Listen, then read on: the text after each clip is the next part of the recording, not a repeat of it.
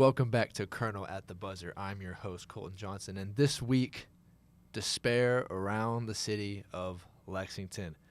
Kentucky men's basketball season was ended by Oakland in the first round of the NCAA Tournament, but Cal will be back. We'll talk about that and more, as well as the new hire for that position of head coach at Kentucky women's basketball. All that and more next.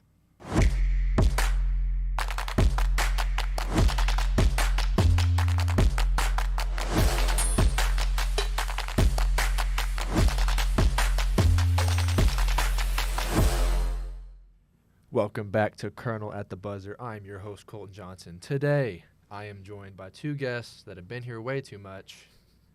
Y'all want to introduce yourselves? I am Cole Parke, and I'm the sports editor. Tyler Russell, women's basketball beat writer. So, I'm not going to really mince stones about this one. I'm not a Kentucky fan. I'm going to put that out there right now. But I lost sleep over this Oakland game. 80-67, Oakland got it done. Jack Golke, 32 points, 10 from 20 from 3. This guy shocked me.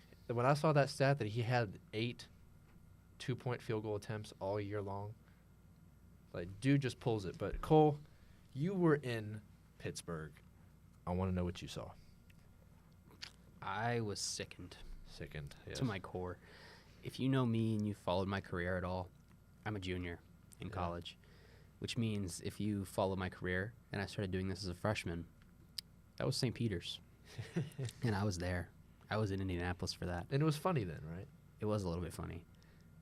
Last year, I was in Greensboro when they lost in the second round of K-State, when they were supposed to, admittedly, but they did. And I was there this year for Oakland. And the whole game, I was sitting there thinking, there's no way, right? This isn't happening again, right? Wrong. It happened. It happened. Jack Golke, 10 for 20 from the field, 10 for 20 from beyond the arc. That's it. None. Yeah. 32 points. Man, I was sickened. It was bad. And, you talk to people, you cover these sports with people all season long, so you get to know a lot of people who are covering them for other publications and whatnot. We were sitting down there, and the whole game, it was almost like as the seconds ticked away, so did my sanity a little bit. Like when it started off and Oakland went out to a run, you're like, okay, they're rattled, And then they never really stopped being rattled. And you start getting really, really concerned because for every three-pointer Reeves makes, and he made 5 of them, Dillingham had 2 of them, Edwards had 1. That's it. No, Shepard had 1. My apologies. But every time Reeves would make a big 3, Kentucky fans would start cheering, and then Oakland would make another one. Yep. And it got to the point where if you followed a team long enough, if you're a fan of a team or you follow a team long enough, you kind of just get this, the team. You know what I mean? You get this pit where you can see the patterns emerging. And I remember it was halftime, and they came out and started the second half, and Oakland wasn't going away. And I knew there was over 10 minutes left in the clock. In my stomach, I was like, they're losing this game, aren't they? Like, it's actually over. Yep. I'm not. My trip to College Station in January lasted longer than my trip to Pittsburgh this year. And that was supposed to be one game.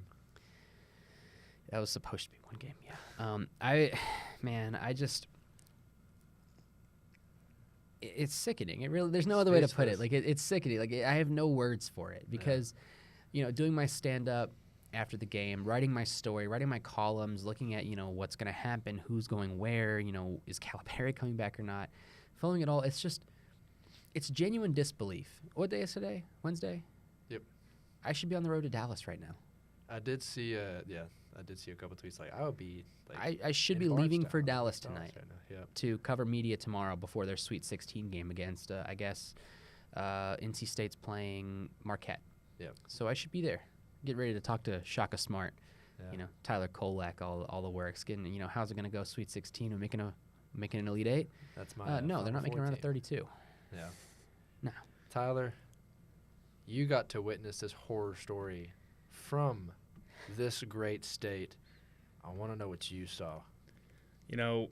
Senior year, I've taken the same approach as Cole. When I was in high school my senior year and I was committed to Kentucky, it was a St. Peter's year, so I thought that I would never witness, growing up, seeing Kentucky. I'm from New Jersey, so seeing a national powerhouse like Kentucky, seeing the way that they roll, and then that happening, I was like, all right, this is a fluke. And then last year, my freshman year, K-State, all right, like Cole said, they weren't supposed to win that. But this year, I had the same exact thought, and I actually tweeted out at halftime, basically same words as Cole. This isn't going to happen again, right? It's not possible. It's not going to happen again.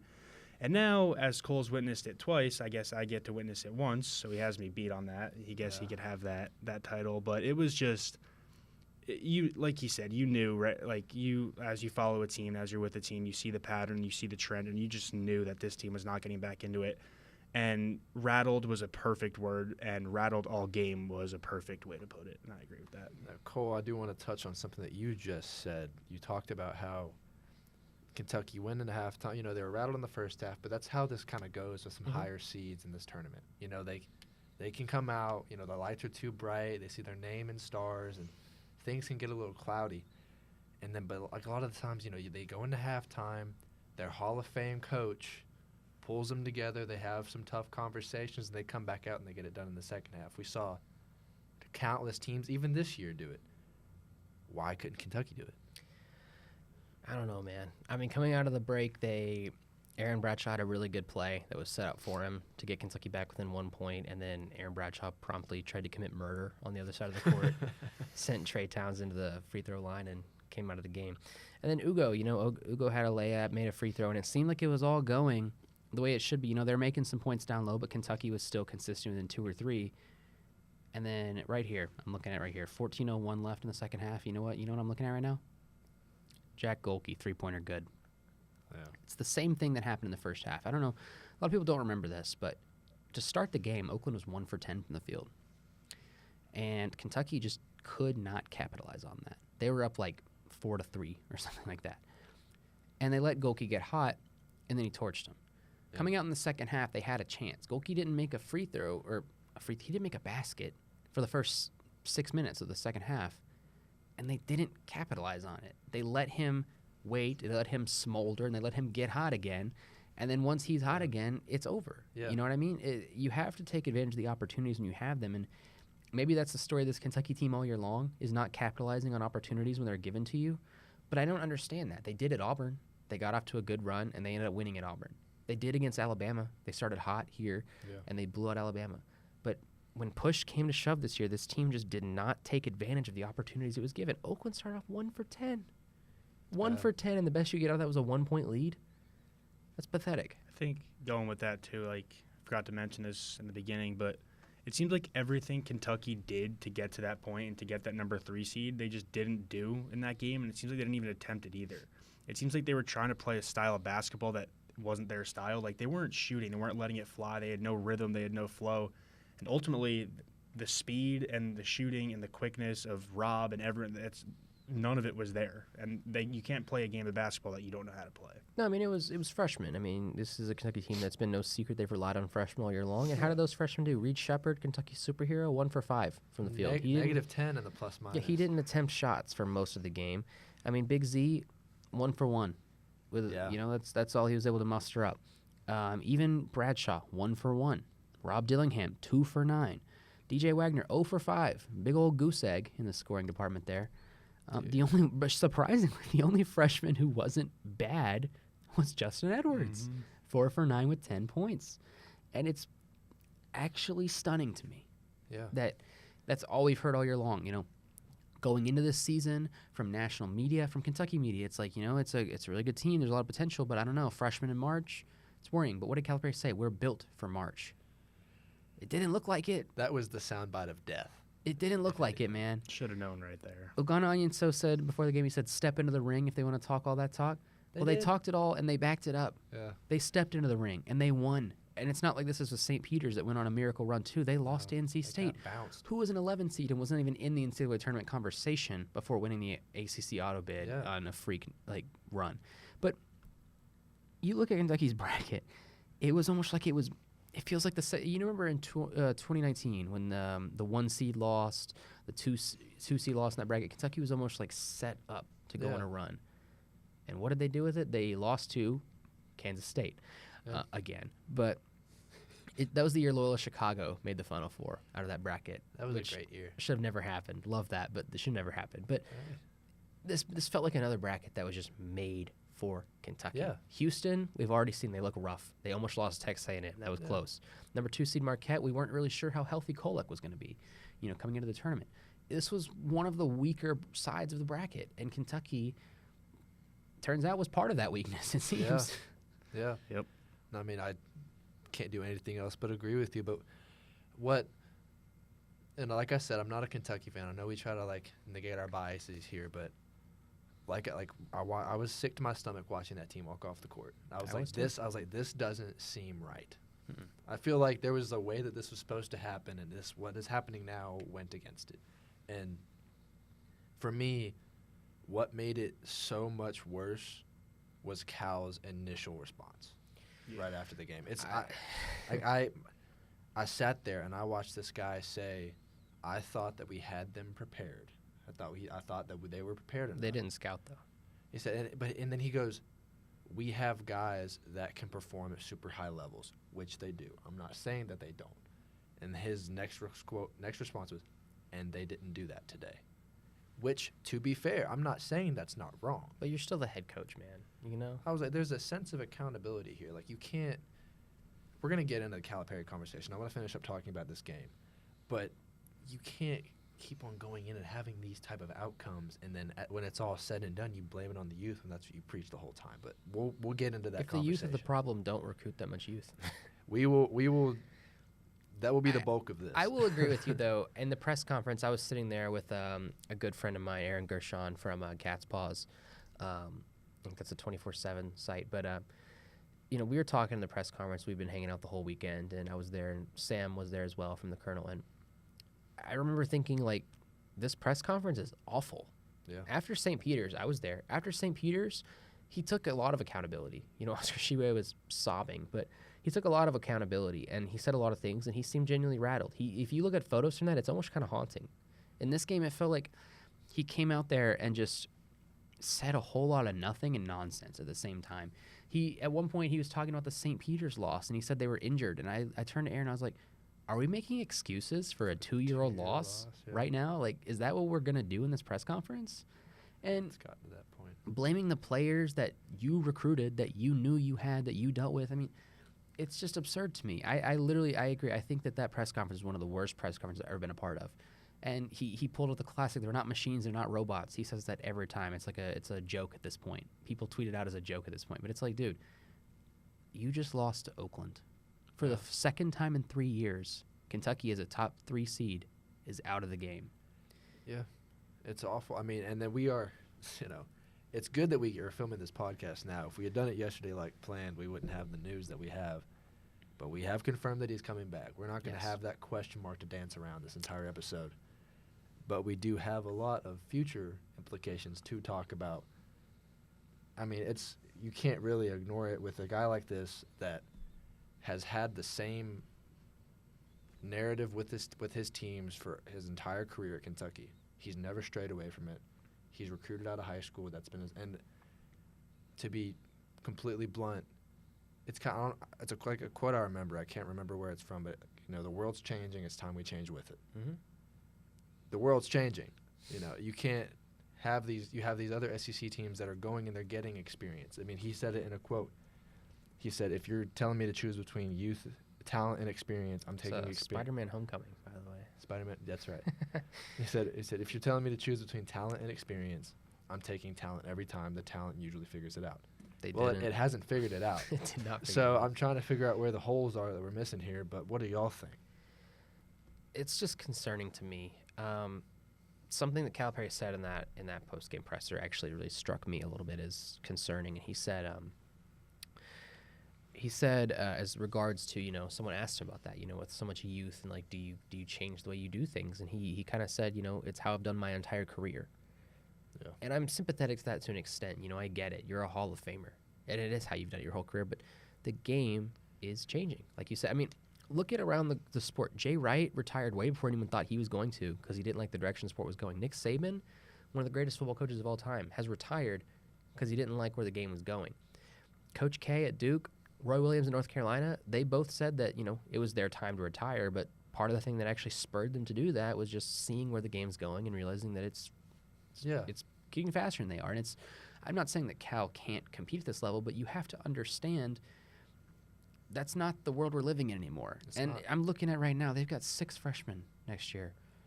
And all we've heard so far is, who's coming back, who's gone. I'm looking at the roster, and there's a couple guys that are for sure gone, even if they haven't announced anything yet. But you've got 6 freshmen coming in.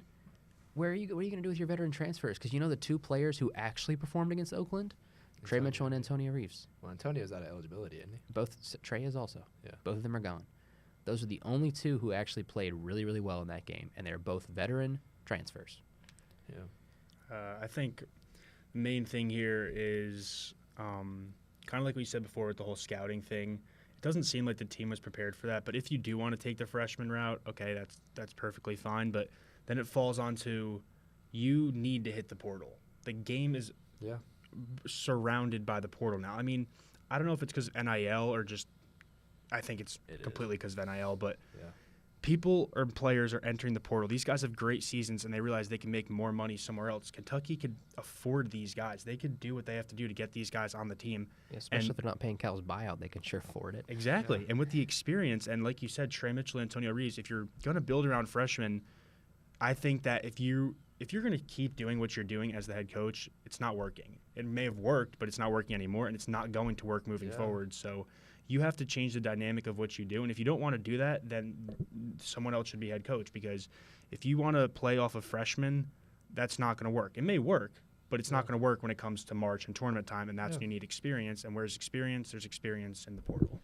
See, we're coming off of, in 2022, John Calipari had the oldest roster for a Kentucky basketball team that he's ever had. Now, it didn't go that well.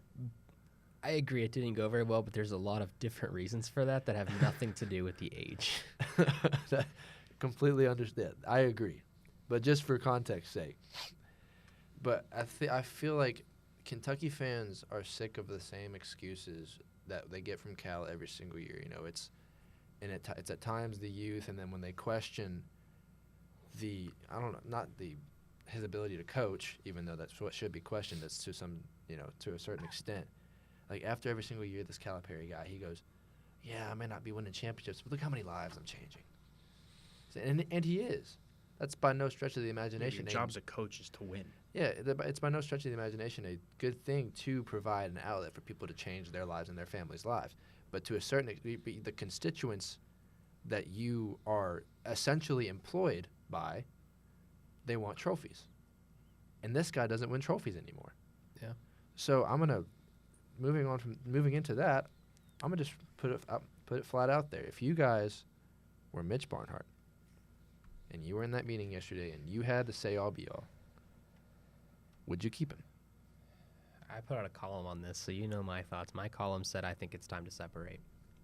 Now, I want to come at that. I grew up, unlike Tyler here, I grew up here, in Richmond, Kentucky. Shout out Kernels. Yeah, that's good stuff.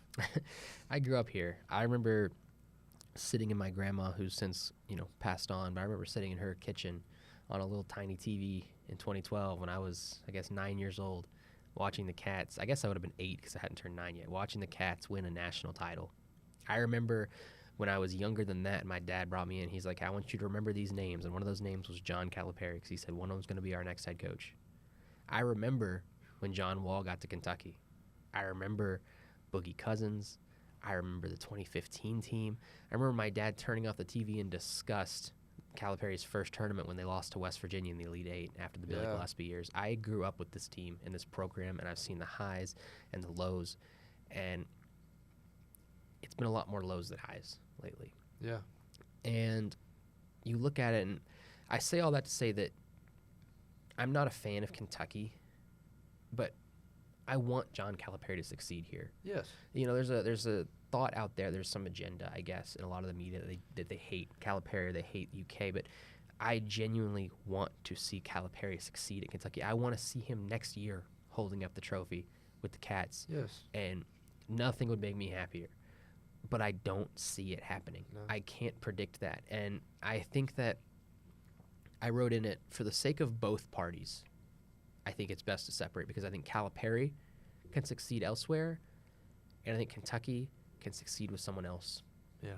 So I said in that column, and of course it's irrelevant now, but I said that if you ask me what I think should happen, I think there should be a separation. Yeah. I think if I was Mitch Barnhart, I would give him an option I would say you have to change your approach.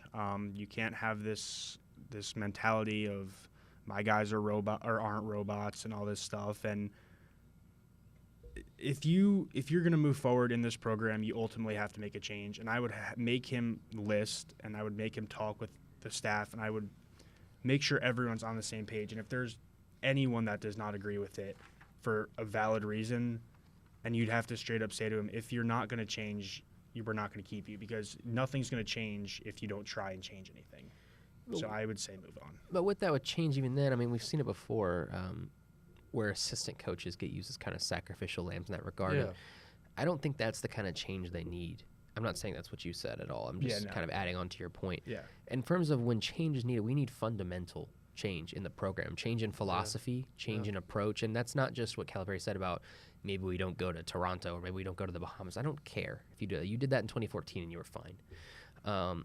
So that's not the change we're talking about. We're talking about fundamental change in philosophy, how you approach things, what the standard is around here. I mean, we've seen coaches get thrown into the fire for not being good enough, but look at Joel Justice.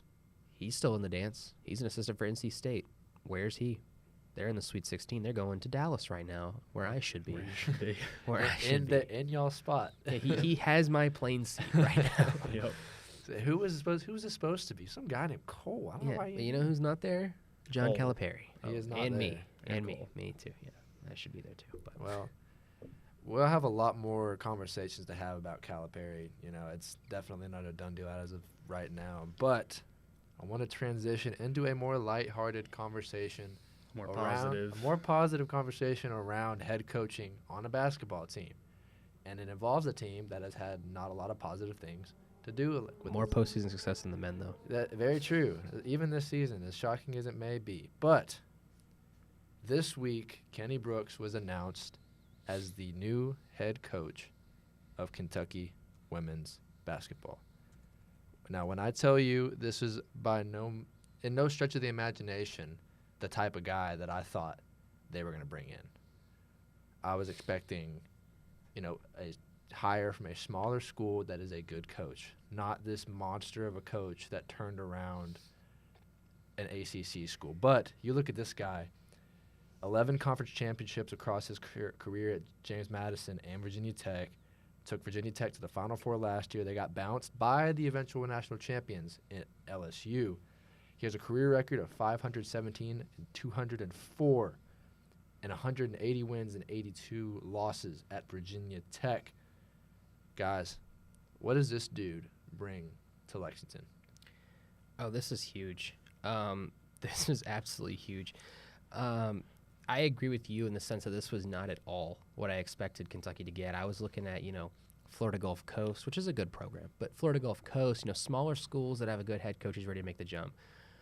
Man, I say this is a home run hire. I don't know if you guys agree. I think it's a grand slam. I think this is I really don't wonderful. think it could have been better. This is one of the best hires I could have imagined. I mean, this is a guy who took a Virginia Tech team who I pulled up the record. Before Kenny Brooks, it was Dennis Wolf. You want to know what Dennis Wolf's records were with Virginia Tech? And 3-13, 4-14, 4-12, 1-15, 5-11 in conference play, and it's pretty much a spot UK's in. Pretty much a clone of what they could do. In 2011-12, he went 7-23. I mean, I don't think he had a winning season at all. In Brooks' first season with the Hokies, he got them back, still losing in conference play, sure, but he got them 20-14, going to the women's NIT, made the quarterfinals. Very next year, he was the runner-up to the women's NIT. Then he was made it to the third round. You know what? He said, in the postseason got canceled 2020, NIT's below us now. Second round NCAA tournament. First round NCAA tournament. NCAA tournament Final Four. And they went out in the second round this year as conference regular season. And missing some pieces, though. Missing some pieces this year. But even still, he was a conference regular season champion, I believe, if I'm looking at this right. I think so. I don't think they won the conference tournament. Yeah, I think conference regular season champion is what I'm looking at here. And he was great at James Madison, too. Had a .736. That was his alma mater, .736 win percentage. Took them also to multiple NCAA tournaments, won multiple conference and regular season and tournament champions. I mean, this guy has taken a program like Virginia Tech who, respectfully, was not relevant. Yeah, I think they were had in the previous 10 years that he was there, they had 2 winning seasons. Something like that, yeah. And He took before them. he was there, actually. Sorry. I mean, if you're a school not named Tennessee, South Carolina, or UConn, and you can make a Final Four, that's all I need to hear. That's impressive. And this is a Virginia Tech team that beat Kentucky. Yeah. They beat Kentucky. And to me, we'll have to see what kind of players he brings in the portal. You guys will be at his press conference We'll figure on all Thursday. that out and, tomorrow. Yeah. See what that looks like. But this is a fantastic hire, in my opinion. And I think that there's no other way to look at it than the future is very bright in Lexington. I think it's a amazing hire, and there's really, you could say Kentucky's at its lowest point for women's basketball, and there's nowhere to go but up. But bringing in Kenny Brooks is the first step, and it's a huge step on the way up. And everyone, and doing some research and stuff, but everyone on Twitter, X, Instagram, social media, all the comments, everyone loves him. And the main thing that I've seen is he's a great coach, but he's an even better guy. Mm-hmm. And outside of sports, that's wonderful, but when you're a great guy and a good coach, that also comes with recruiting, and that's a big step that he is going to bring here. And let's not forget, I mean, all Kentucky's players that are in the transfer portal right now, they could still come back. I think a lot of them, some of them may not, but I think a lot of them will. I mean, Kentucky has not lost anybody yet, except Emma King, but she's graduating. But in terms of all the players that entered the portal, they haven't signed anywhere else, so they may still leave. But he could still get him back. Yeah.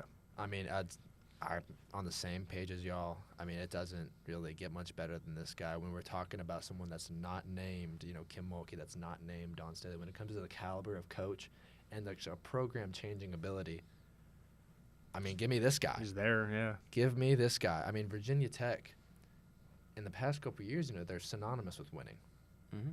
And for all that could be with this guy, if he could just even bring a little bit of that here, and I think he's going to, without a doubt.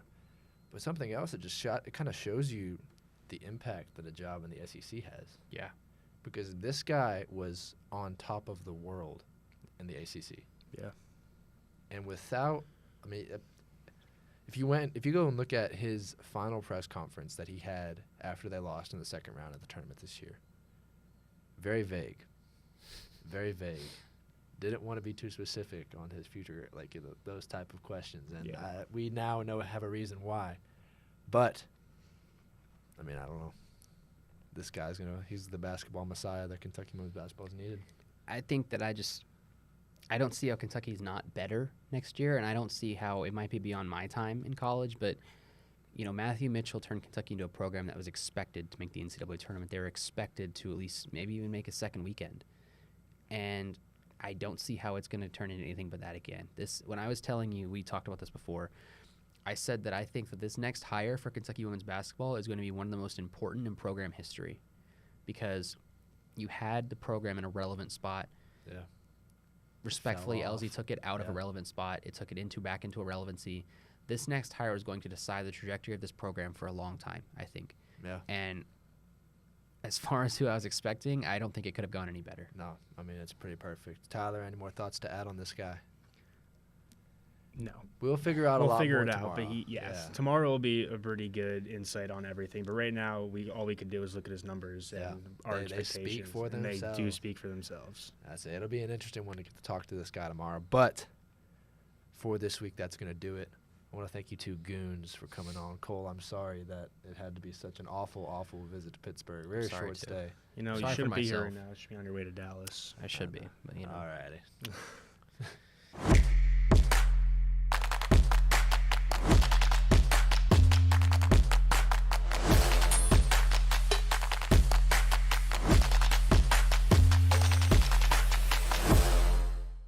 We want to thank you for tuning into this episode of Kernel at the Buzzer.